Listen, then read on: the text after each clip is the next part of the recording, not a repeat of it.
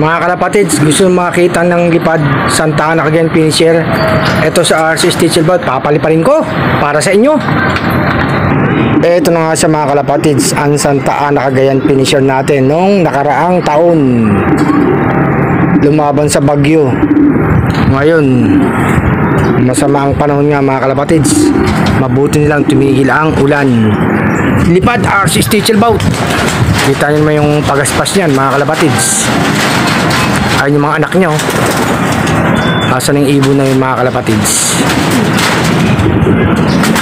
Ayan mga kalapatids, yung dalawang mag-ama, hindi ko alam kung sa lakdang gubat yun. Isa sa RC Stitchel Bout, ito siguro sa RC Stitchel Bout mga kalapatids.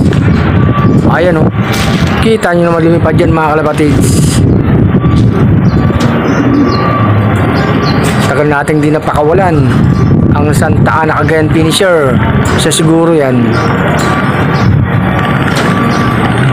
Ayan mga kalapatids, iniikot ang paligid ng loop natin. Siya nga yan mga kalapatids, RC Stitchel Bout, pangduluhang ibon. Ganadong lumipad mga kalapatids. Sige, umikot ka, magpalakas ang katawan. Nilipad nito Santa Ana Cagayan finisher. Malayo na yun mga kalapatids, ilang kilometers na rin yun. Ayan pa rin si RC Stitchel Bout mga kalapatids, ay pang buwaba. Ang weather kasi maganda mga kalapatids, hindi mainit eh, kaya lipad na ng lipad ang Santa Ana Cagayan finisher. Dumapo ah, kala ko dadapo.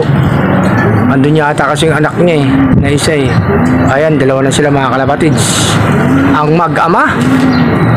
Hindi ko alam kung si alak ng guba to o si Beautiful RC yung kasama niya mga kalapatids. Basta ang isa dyan, si RC Stitchel Bout.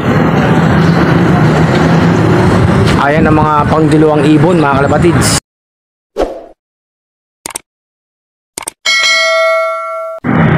Ganado talaga lumipad. Ay pang bumaba ah, parang may pinaghahandaan to sa RC Stitchel Bout ah. Ginawa ko ng breeder to, subukan natin yung mga anak niya mga kalapatids. Kung dudulo ba, ayun yung isa oh, tatlo na sila mga kalapatids. Asan na yun? Ito isa, ayun yung isa pa. Asan yung isa pa? Nawala ah. Yung dalawa pa rin lumilipad ah. Andun sila mga kalapatids. Eto,